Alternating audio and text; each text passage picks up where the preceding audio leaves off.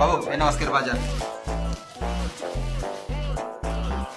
এগুলা কি বাজার আনছো তুমি? একটা বেগুন, একটা শসা, কয়টা ভেন্ডি, একটা পটল। তোমার আমি লিস্ট দিছিলাম, বাসা থেকে তো বাইরেও না, জিনিসপত্রের দাম কিরে তো বুঝুন। তাই বলে এই কয়টা বাজার? এই যে বাবু তোমার চা। চা? এখানে চা কই, এটা পানি। তুমি না বলছো আমাদের সঞ্চয় করা উচিত, তাই তোমার জন্য গরম পানি। কারণ আমি যদি এখন চা রান্না করতে যেতাম তাহলে লাগতো দুধ, চিনি, চা পাতা, এত কিছু যদি দেই আমাদের অনেক কিছু অপচয় হয়ে যাবে না। তাই গরম পানি আনছি, তোমার এটা খাইলে গলাও ঠিক থাকবে, চায়ের স্বাদও মিটবে, আবার সঞ্চয়ও হবে। সঞ্চয় করার লিগে তুমি শুধু গরম পানি নিয়ে আসবা? হ্যাঁ, এরপরে তোমার জন্য লেবুর শরবত আছে, লেবু ছাড়া। এই নাও তোমার খাবার।